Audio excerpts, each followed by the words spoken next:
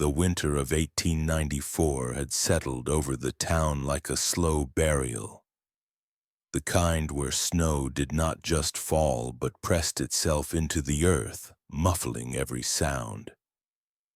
In the center of town, the photographs hung in the glass display of the local general store, a prideful collection of families who had stood together in their Sunday best. They were meant to be a record of happiness, fathers with polished boots, mothers in lace collars, children standing still because the photographer demanded it. But when someone noticed him, the warmth of those images began to drain away. There, in the far edges of the frame or half-shadowed behind a fence post, stood the same boy. His face was pale and smooth, his dark hair combed flat, his clothes simple but spotless. His eyes were the same in every image, not the wide, restless gaze of youth, but a fixed, level stare that gave no hint of joy or fear. It was his stillness that made him impossible to dismiss. The town's minister was the first to whisper the suspicion, though others had thought it long before he spoke it aloud. This boy did not belong to anyone. No one could name his parents, no one had ever seen him in school, and yet there he was, not just in one photograph, but in dozens spanning decades. Some images were 20 years old, yet the boy looked no older. His shoulders the same, his jaw unchanging, his expression untouched by time. Farmers recognized him from images taken before their own births, and that impossible truth seemed to pull the air from the room when they said it. The connection between his presence and the tragedies began quietly, in the way such horrors often begin, with rumors that seemed too cruel to be believed. A family in the West End whose barn collapsed on a still day, crushing father and son as if the air itself had turned heavy. A widow found dead in her bed with her eyes open and the lamp still burning. A pair of children taken by a fever that no doctor could name, their bodies cold long before they stopped breathing. In every case, when the family portraits were looked at, he was there, sometimes just a blur near the back, sometimes standing as if he were part of the group, his hands folded neatly in front of him. The strangest part, and perhaps the most cruel, was that nobody could remember the moment the photograph had been taken with him in it. When asked, the photographer would swear the boy was not there when the shutter was opened. The families insisted they had not invited him, had never spoken to him, had not even seen him until the photograph was developed. It was as though he existed only when the image was captured, as though the act of preserving a moment in time gave him permission to enter it. Fear began to coil through the town, not in the form of shouts or barricades, but in silence. People stopped displaying their portraits. Some burned them quietly at night, unable to stand the thought of his figure hanging over their mantels. Mothers forbade their children from being photographed at all. The storekeeper removed the glass case of family images entirely, claiming it was because of the cold warping the frames, though everyone knew the truth. By February, the townspeople spoke of him only in private, and always with the weight of superstition pressing on their words. They began to call him the Stranger. Though others whispered a different name, they would not speak aloud in daylight. It was not just that he never seemed to age. It was the way he seemed to arrive just before life began to unravel. The stranger in the photograph was not merely a witness. He was the start of something, a quiet signal that the clock had begun ticking toward an end no one could escape. And still, no one knew where he came from, where he went when he was not appearing in their photographs, or how it was that a boy could remain the same while decades passed. They only knew that once his pale face entered the frame, the family within it would not survive the year. The realization moved through the town like a slow frost creeping into their homes and hearts, until the mere sound of the photographer's cart rattling down the road felt like a threat. Somewhere the stranger was waiting for the next family to stand still long enough for him to join them. Under the dim lamplight of the town clerk's office, dust moved in slow spirals, disturbed only by the clerk's cautious hands as he turned the stiff, yellowed pages of the employment ledger. It was here, among the brittle ink of decades-old entries, that the name first appeared. Elias Harrow. Written in a neat, deliberate script, each letter was evenly spaced, perfectly aligned, as though drawn with the precision of an engraver rather than a child's unsteady hand. The earliest date beside his name was 1853, 41 years before his most recent photograph. He was listed simply as errand boy, employed by households scattered across the county. What unsettled the clerk wasn't just the date, but the handwriting. Every entry bearing the name Elias Harrow, no matter the year, was penned in the exact same careful style, without a trace of aging or haste. The ledger told a story no one had bothered to read before. Each time Elias appeared on a page, the names of the employing family would later be crossed out with the town's small notation for vacant household, a term used when every member was gone, leaving the property abandoned. Some were struck by disease, some by fire, some by unexplained disappearance. Yet the spacing between his hiring and their erasure was always similar, 3 to 6 weeks. It was a rhythm that felt intentional, as though he moved through the town not by chance, but by a private schedule no one else could see. Old testimony from those still alive to remember him painted the same image. Elias was always described as polite, soft-spoken, quick to smile when spoken to, but never one to start a conversation. He worked quietly, never complained, and always finished his tasks ahead of time. Housewives spoke of how he could fix a broken chair leg with nothing more than twine, or how he returned from the market with the exact weight of sugar requested without using a scale. The men noted how he could carry heavy sacks of grain without stumbling, yet left no prints in the soft dirt beneath the mill. His presence was useful, almost comforting, the kind of boy who seemed destined to be trusted. But some, when pressed, admitted to small moments they hadn't thought much of at the time. The way Elias seemed to watch people as they slept, his head just visible through a half-open door. The way he would hum under his breath while peeling apples, never a tune anyone recognized.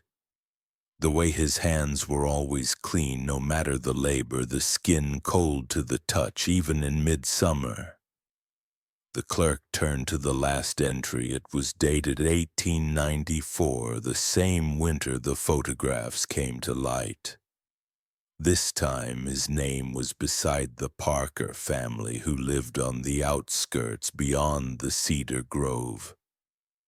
The vacant mark beside their name had been added 2 months later, and the note in the margin read only, "No trace found."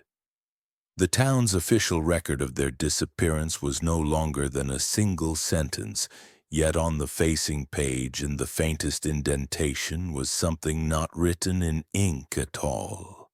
Pressed deep into the paper, as if by the point of a nail, were words that the clerk could only read by tilting the ledger toward the lamplight. I will always find work. By the time the ledger was closed and locked away, the room felt colder, though the stove was still lit. Outside, the snow pressed against the window, and in the glass the clerk thought he saw, just for a moment, a pale boy standing in the street looking in. The Whitaker farmhouse still stood that February, its white paint dulled by years of salt wind, its roof sagging under the weight of snow.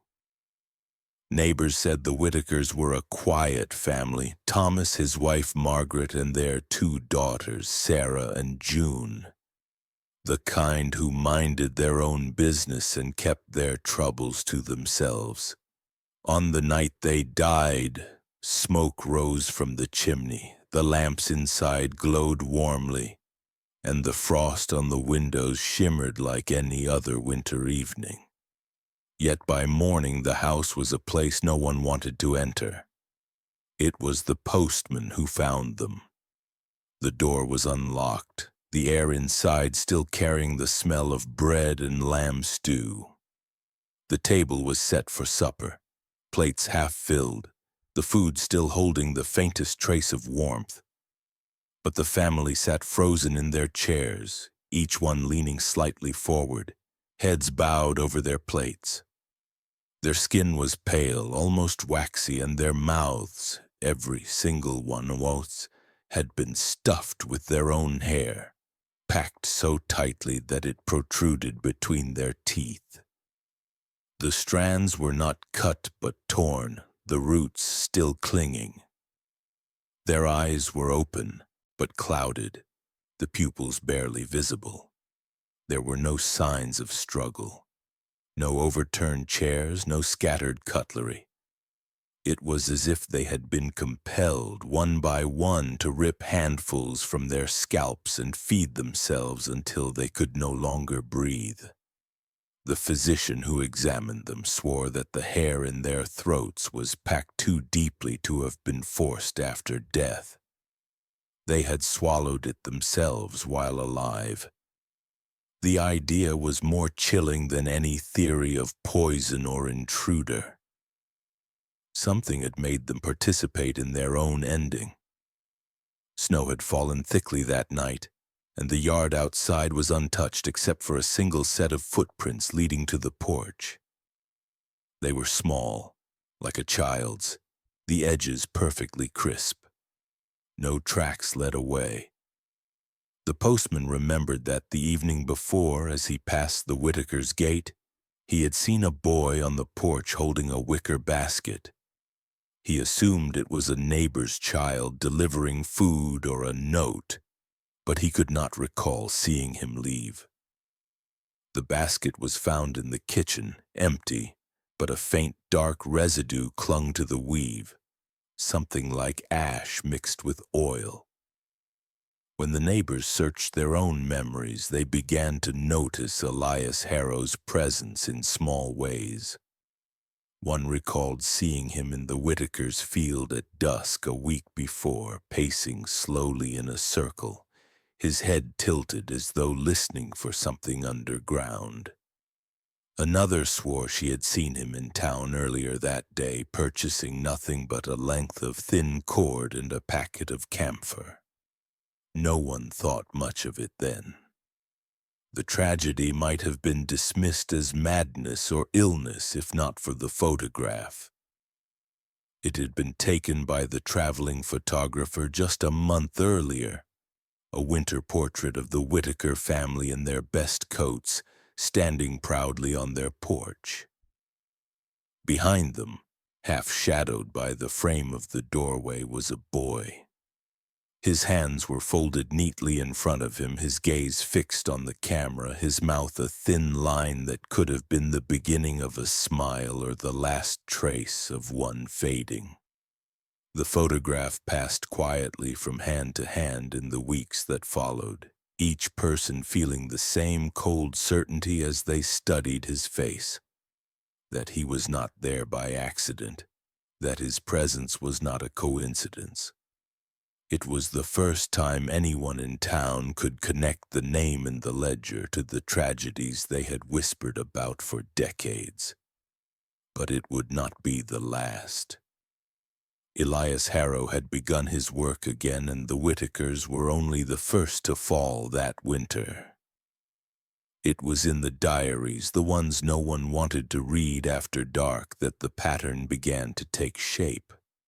They were scattered across town, hidden in trunks and drawers of houses long since emptied. Journals of mothers, farmers, and hired hands, all of whom had crossed paths with Elias Harrow. The handwriting in these diaries was uneven, hurried, their entries often cut short as if interrupted mid-thought. But the fragments, when placed together, painted a method so deliberate that it could no longer be dismissed as coincidence. Elias never killed the same way twice, but the nature of his cruelty was always intimate, always drawn out. It wasn't enough to end a life. He dismantled it, stripping away the pieces that made a person feel human. He seemed to have an obsession with the senses, as though each one was a door to the mind that he could lock or destroy at will. One account told of a miller's wife who went blind overnight after Elias brought her a jar of lampblack to keep her eyes from the wind.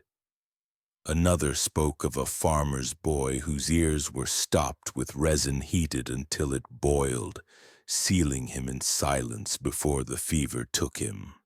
There was the seamstress who lost her tongue after Elias gifted her a needle so thin it could pass between the fibers of fabric or flesh, without drawing blood at first. The diaries revealed that these acts were never done in haste. He spent days, sometimes weeks, learning his subjects, their habits, their routines, the objects they touched most often. He mirrored their speech, adopted their rhythms, so that by the time he delivered the instrument of their undoing, they accepted it without question. His gifts were always practical, always tied to the person's trade or pride. The baker received fine flour that, when inhaled, would swell in the lungs. The shepherd was given a set of shears that left wounds too fine to heal. In every case, what he offered seemed like kindness until it became the very thing that ended them. Some diary entries hinted at ritual, though the writers could not have known the full shape of it. A pattern of numbers recurred. 3 days between gift and first illness. 6 days between first illness and death. Certain objects appeared again and again. Lengths of cord tied with a triple knot, a smear of camphor under window ledges, a single nail driven halfway into a doorframe. Even the weather seemed to bend around his work, with fog or still air settling over the home in the days before the end. What unsettled the few who studied these patterns was how cleanly he vanished afterward. Once the family was gone, Elias left no trace but the object he had given, now twisted into a tool of harm. The cord would be coiled neatly, the jar sealed again, the shears wiped spotless. His precision was such that no one could prove he had been there at all, except for the way his presence lingered, in the smell of ash that clung to the rooms, in the silence that seemed heavier than before. To those who tried to explain it, Elias was either a mind trained to perfection in cruelty or something older, something that had learned the language of human life only to turn it inside out. He moved unseen, but his work was unmistakable once you learned the pattern. The town didn't speak of if he would strike again, only when. And somewhere beyond the reach of the lamplight, he was already choosing the next sense to take away, the next door to close. The schoolhouse fire was spoken of for years, but never in full detail, as if the truth of it was too heavy for the tongue. It had been a one-room building on the far side of the river, the kind that smelled of chalk dust and wood smoke in winter, its windows clouded with the breath of children huddled close to the stove. 13 pupils and their teacher were inside the morning it burned. The flames rose so quickly that from the town's main road it looked as if the building had gone from whole to hollow in a single gasp of wind. When the fire was finally choked into embers, the frame of the school stood blackened, the roof caved, and the floor a brittle web of ash. There were no bodies, no bones, no fragments, nothing to bury, but the desks remained, 13 of them, charred but still upright, as though the children had been sitting there moments before. Each desk had deep grooves scratched into its surface where fingernails had torn into the wood, some leaving the crescent of the nail itself embedded.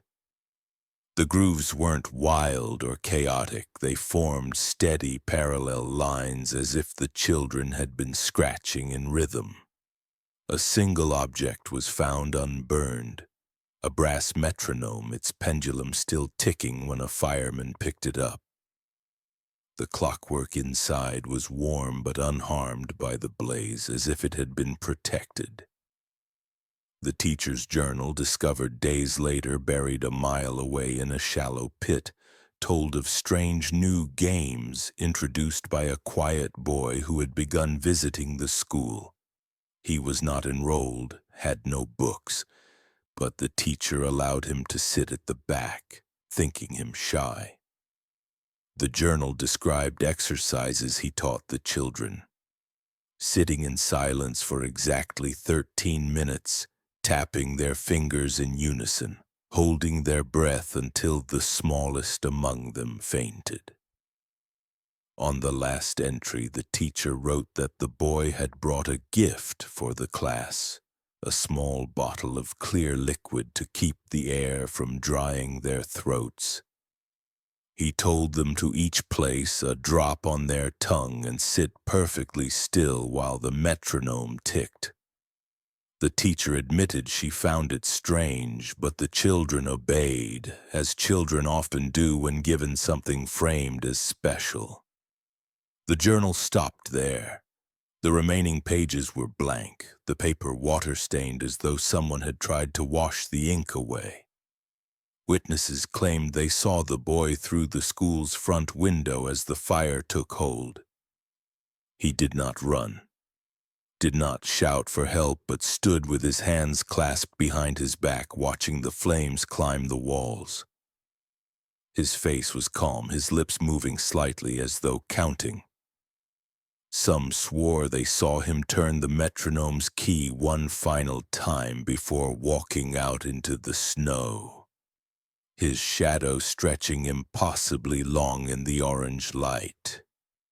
In the months after, parents forbade their children from speaking to strangers, and yet several claimed they still saw the boy at a distance. Standing near the river, watching the school's charred skeleton with an expression that was neither sorrow nor pride. Only later, when his name emerged in the ledgers and photographs, did they connect him to the others. Elias Harrow's work was not confined to homes.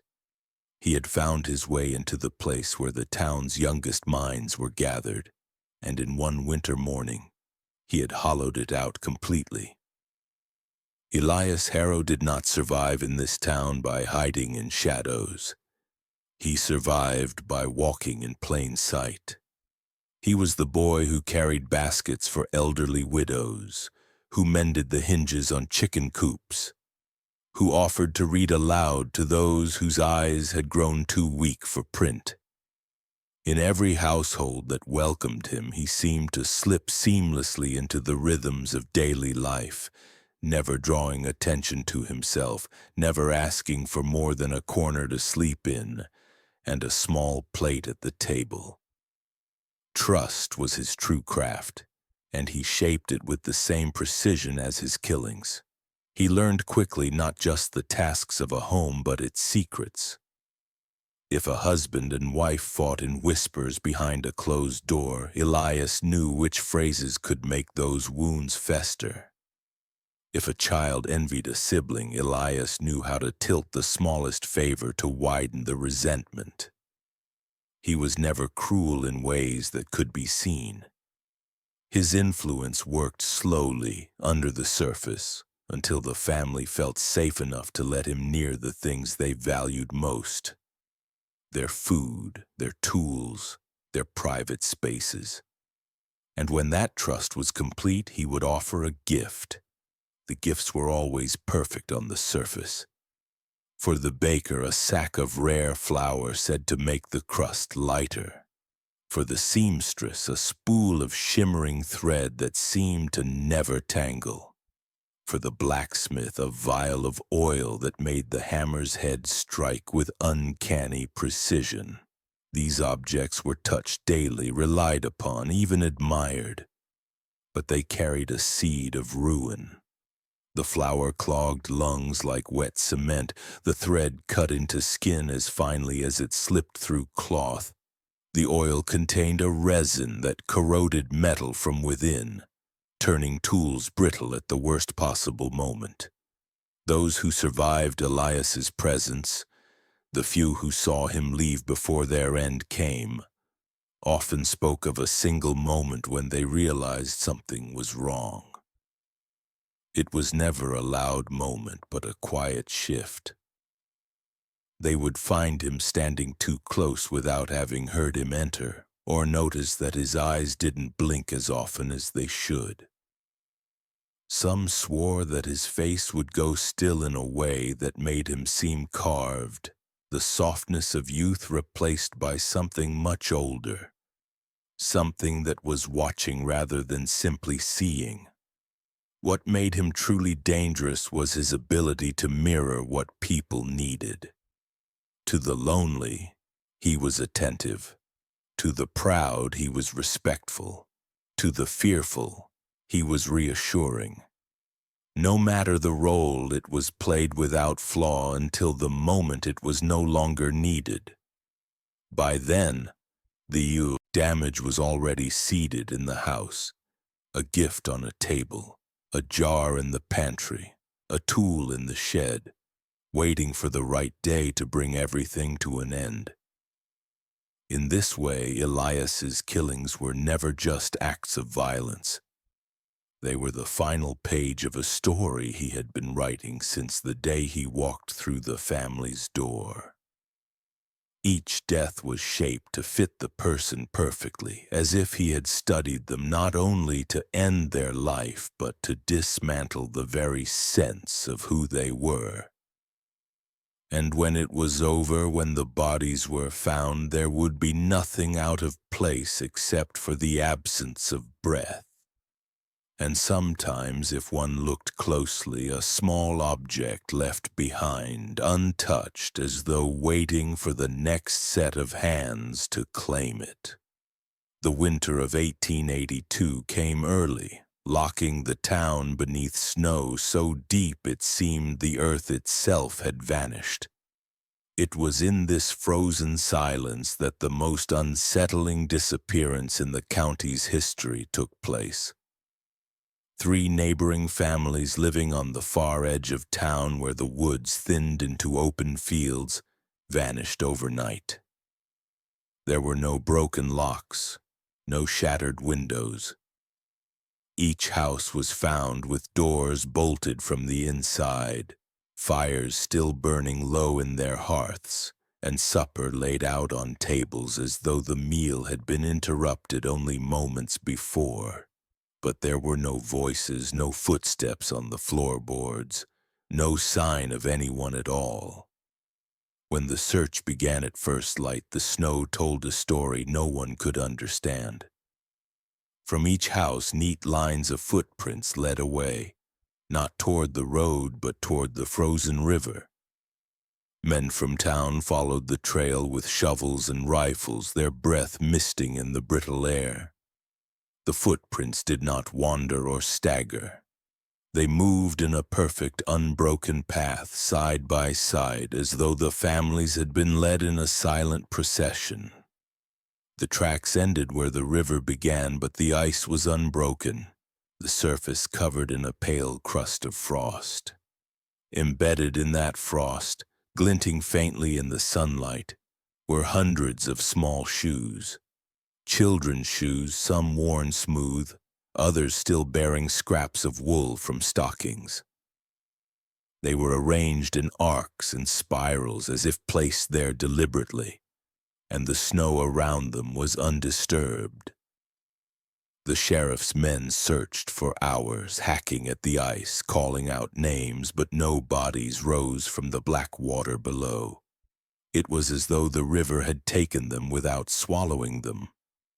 And yet, several witnesses later swore to seeing a dim light moving across the frozen surface in the hours before dawn. A single lantern, carried by a figure too small to be a grown man. Some claimed his shadow stretched across the entire river, thin and crooked, bending in ways that the light should not allow. In the days after, strange objects surfaced in the abandoned houses.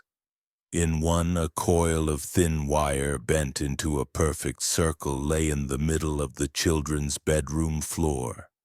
In another, the kitchen table bore 13 small nails driven halfway in, their points turned upward, forming a ring.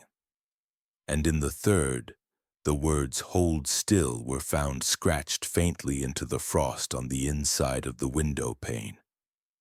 No one could say if these markings had been left before the families vanished or after.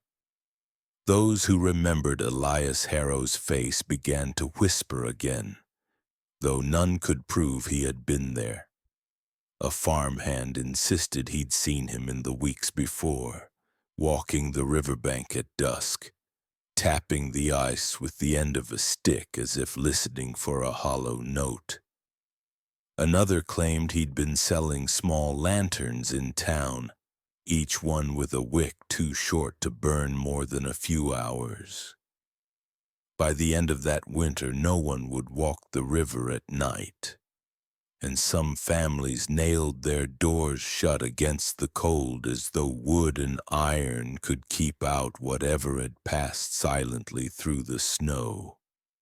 They were found in the attic of a house slated for demolition, a bundle of letters bound in twine so brittle it snapped at the lightest touch. The envelopes were yellowed and soft, edges curling like dried leaves. None bore stamps or addresses. None had ever been sent. When the first was opened, the air seemed to shift, the dust in the attic suddenly heavy as though disturbed by something that had been waiting. Inside was not writing in the usual sense, but a drawing. Charcoal, precise and patient, depicting a family seated around a table. The details were uncanny.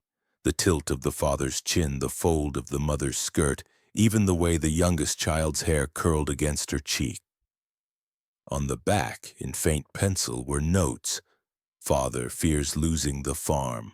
Mother hides letters from her sister. Child wakes at the sound of rain. The handwriting was exact, deliberate, without a tremor. The second letter held another drawing, this one darker. The same family, but the table was overturned, the father sprawled on the floor, the mother slumped in her chair, the child gone. A narrow trail of black shading led to the corner where a boy stood, half in shadow, eyes fixed on the scene. The resemblance to Elias Harrow was not in question, it was him. Dozens of these letters lay in the bundle, each showing a family in two stages, life as it was and life at its end. In some, the changes were subtle. A missing figure, an open door where there had been none, a shadow that had lengthened and taken on the faintest shape of a person. In others, the transformation was violent, the kind of image no sane hand would render unless it had seen it firsthand. The annotations were always the same kind of intimate observations, fears, grudges, small habits no outsider should know. The accuracy was surgical. Some of the drawings corresponded to deaths recorded years earlier in the town's ledgers. Others depicted faces no one recognized, families that had not yet, to anyone's knowledge, met such ends. Those images unsettled the townsfolk most because they suggested not memory but anticipation. One page, loose and without an envelope, showed no people at all. Instead, it depicted the layout of the town square as it would appear during the spring festival. Booths, a stage, the crowd marked in tiny silhouettes. At the center was a small black smudge, and in the margin a note, too many to count. Best to begin early. The drawings raised questions no one dared voice aloud. How had Elias seen into these homes without being noticed? How had he known their private thoughts, their unspoken fears? Some suspected he listened at windows. Others believed he moved through locked doors as easily as open ones. A few, the ones who would not speak in public, whispered that perhaps the photographs had been only one way for him to enter a life, that maybe he could step into a house through the image of it, and that the letters were his way of stepping back out again. By the time the bundle was examined, many of the families depicted in the still-living portraits had begun locking their doors in daylight. Some packed and left the town entirely. But in the empty houses they left behind, the dust settled over every surface except for the mantel, where the family photograph once stood, leaving a perfect clean rectangle as if something had recently been taken away. They found it by accident, or so the story went. The old chapel had been abandoned for nearly 2 decades, its windows boarded, its bell tower leaning like a man too tired to stand upright. It had no cross on its steeple. The townspeople claimed it was struck down by lightning in a storm that killed the minister, though no one could say for certain if that was true.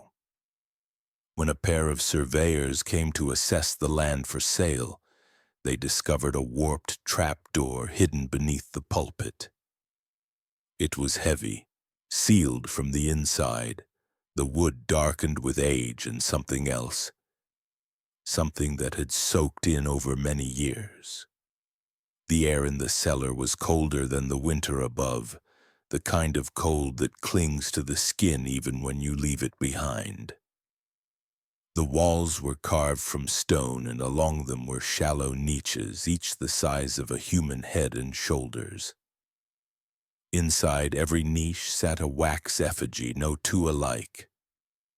Some were cracked and slumping, their features blurred by time, but most were intact, disturbingly intact. Their faces were rendered in perfect detail, so lifelike that even the faint wrinkles around the eyes were captured. These were not the crude dolls of superstition. These were portraits in wax, patient works of a hand that studied every contour of its subject. But the eyes were wrong. Every effigy's eyes were made from human teeth, molars and incisors polished smooth until they reflected the dim lantern light. They gleamed faintly in the darkness, giving each figure a look of alertness that made the cellar feel crowded with watchers. Beneath each effigy, carved into the stone, was a date. Some were decades old, a few had yet to pass. At the center of the cellar sat a small wooden stool and a child's coat draped over its seat. The coat was well kept, though the stitching was loose in places as if altered over time to fit the same frame. Inside the lining, in thread so pale it was nearly invisible, the name Elias was stitched with a precision that matched the ledgers. Beneath the stool lay a tin box filled with small objects, nails, buttons, scraps of fabric, each one labeled with a name and an address. One of the surveyors, against his partner's warnings, lifted an effigy from its niche. It was heavier than it should have been. When the base cracked against the floor, a sliver of bone slid out from the wax. A finger bone, still wrapped in a curl of hair. The effigy's head tilted slightly as it struck the ground, and for a moment the teeth eyes caught the lantern's flame in such a way that it seemed they were glinting with something like amusement. The cellar was sealed again, though the official record claimed it had been filled in for safety. In truth, the townspeople feared the idea of removing what was inside, as if the figures once taken from their stone cradles might carry their watchfulness elsewhere. The land was never sold. The chapel stands even now, roof caved in, its pulpit rotting above a locked trap-door no one dares open. Those who pass it on fog-heavy nights say the boards shift faintly, and from beneath comes a sound like something soft and warm dripping onto stone. The county fair of 1901 was meant to be a celebration, the kind of bright, noisy gathering that pushed away the long shadow of winter. Stalls lined the dirt paths, the scent of fried dough and roasted corn hanging in the air, the Ferris wheel rising above it all like a slow-turning crown. Families posed for photographs in their best hats. Children clutched paper ribbons from the game booths, and music spilled from the brass band on the main stage. It was in one of these photographs, taken by a traveling portrait man, that Elias Harrow appeared again. The image showed a wide shot of the fairground, a blur of faces, horses, tents, and in the far background near the base of the Ferris wheel, a boy. He was older now, at least in the way his frame had lengthened, but the eyes were unchanged, still fixed, still level, still holding that expression that could never be read as entirely human. His clothes were plain but untouched by dust or creases, his posture as still as if the camera had been set up for him alone. The photograph was developed the next morning. By that afternoon, the fairground had collapsed into chaos. The Ferris wheel's main axle cracked, sending its carriages crashing into the crowd below. A section of the viewing platform caved in, throwing spectators onto the machinery. The bandstand buckled, its brass instruments shrieking once before the weight of the roof silenced them. 47 people were killed, dozens more maimed. The wreckage was so entangled that it took days to pull the last bodies free. The camera that had captured the photograph was found later that night in a drainage ditch 2 miles from town, its casing splintered, the lens shattered inward. The photographer swore he had not placed it there, that after developing the fair images he had left the dark room for only a moment, and when he returned the camera was gone. Of the original negative showing Elias, only a single torn corner remained, the rest of the frame missing. Witnesses began to recall details they hadn't thought strange at the time. A vendor said he'd seen Elias hours before the accident, standing by the axle supports, his fingers tracing along the iron bolts as if testing them. A child claimed the boy had offered her a paper ribbon with a knot tied so tight she couldn't untie it no matter how she pulled. Others remembered the peculiar stillness of the air before the first scream. No wind, no creak of the rides, just the faint sound of ticking, though no one could find the source. The county declared it a mechanical failure, but the survivors who had lived in the town long enough did not believe it was chance. The photograph was passed in whispers, held only long enough to confirm the figure before it was returned, as if too much contact might invite him to step out from the image again. By the end of that year, the traveling portrait man had left town and never returned, and the fairground was left in ruin, its rides rusting where they had fallen. It was the last confirmed sighting of Elias Harrow in the era of film. For nearly a decade after, no one could say where he had gone, but in the stillness he left behind, there was no relief, only the uneasy knowledge that absence was not the same as an ending. By 1910, the name Elias Harrow had faded from conversation, not because the town believed itself safe, but because silence felt like the only defense left. Families that remembered him kept their knowledge close, passing it down as warnings whispered to children before bed. Don't linger in photographs, don't take gifts from strangers, don't trust the quiet ones. The stories lingered in the background like an inherited illness, and with each year that passed without a sighting, some dared to think that whatever he was had finally ended. Then came the 1990s. Archivists at the County Historical Society began digitizing old photographs for preservation, scanning the brittle prints into glowing screens. They started with the obvious: town meetings, church groups, holiday parades. But as the images sharpened on the monitors, patterns began to surface. In dozens of photographs taken across decades and across towns, the same figure emerged. In 1947, a harvest festival in a neighboring county. There he was, leaning against a fence, unchanged. In 1963, a school group photo on the courthouse steps. Second row, hands folded, face identical to the fairground. Image from 1901. In 1978, a wedding reception captured in the background of a candid shot. Standing in the shadows, watching. The most unsettling were the recent images. One from 1994 showed a summer street fair, children laughing on a carousel. In the far corner near the ticket booth, a boy in plain clothes stood still, his eyes fixed on the camera.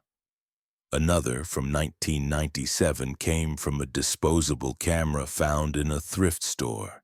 It showed a crowded graduation ceremony. Everyone was smiling except for him. His face was exactly as it had been a century earlier. Those who studied the digital enlargements noticed something worse. His expression had changed. It was subtle, almost imperceptible, but there was a curve now to the corners of his mouth, a suggestion of satisfaction. He no longer seemed content merely to appear in the background. There was intent in the way he faced the lens, as though he wanted to be recognized, to be remembered. No one could explain how he continued to appear without aging, or how he crossed distances and decades without notice. Some speculated that he moved through the photographs themselves, using them not just as a record, but as a door. Others suggested that he had never been one person at all, but an idea wearing the same shape again and again, always finding new towns, new families, new tragedies to mark. The archivists tried to keep the findings quiet, but word spread. A few of the families depicted in the newer photographs left town abruptly, leaving behind houses with half-packed boxes and plates still in cupboards. Those who stayed began avoiding public events or turning away from cameras entirely. The county fair, resurrected decades after the accident, saw its attendance drop to a fraction of what it once was. In the archives, the images remained, catalogued and filed, each one a small piece of evidence in a pattern stretching over a century. The more they looked, the clearer it became. Elias Harrow had never stopped. He had simply stepped out of sight until the world had forgotten to look for him. And now, in the cold stare of a scanned photograph, it was clear. He was looking back. Understood. Here's Chapter 12. The legacy of an unseen hand expanded to 900 words, keeping the same grim, investigative, slow burn tone and closing the documentary with emotional weight, societal aftermath, and philosophical reflection. The name Elias Harrow does not appear in any death record, prison log, or burial registry. It does not fade into the paper trail of the ordinary dead. Instead, it lingers in archives and whispered warnings in photographs where the living never realized he was there until years later. By the time the 20th century bled into the 21st, the few who still knew of him had aged into old age, their memories fraying. Yet the sightings had not stopped. They had simply adapted. In 2003, a school photograph from a charity event appeared in the local newspaper. The focus was on smiling children in bright shirts, their hands full of collected donations. Near the far corner of the frame, a boy in plain dark clothes stood with his hands folded, his face calm and unblinking. His height, his posture, the neatness of his hair, unchanged from images taken a century earlier. The editor who reviewed the photo received 2 anonymous calls the next day, both asking about the boy in the corner and whether the children in the picture were safe. In 2011, a tourist photograph from a coastal town in another state was posted online. It showed a boardwalk crowded with families, the sunset casting long shadows across the planks. Among the crowd was a lone boy facing the camera directly, though his features were just blurred enough to avoid absolute certainty. The file's metadata revealed nothing unusual. Yet those who knew the history claimed they recognized him instantly. As the internet spread, so did a quiet awareness. Online forums began collecting photographs, connecting them into timelines, pointing out the figure who seemed immune to age and bound to tragedy. The stories resurfaced: the schoolhouse fire, the vanishing families, the wax effigies in the chapel cellar. Some dismissed it as folklore born of coincidence and paranoia. Others insisted it was proof that certain kinds of evil do not die. In the town where his earliest records were kept, the Historical Society took steps to seal away its more unsettling materials. The ledger bearing his name was placed in a locked cabinet, accessible only to approved researchers.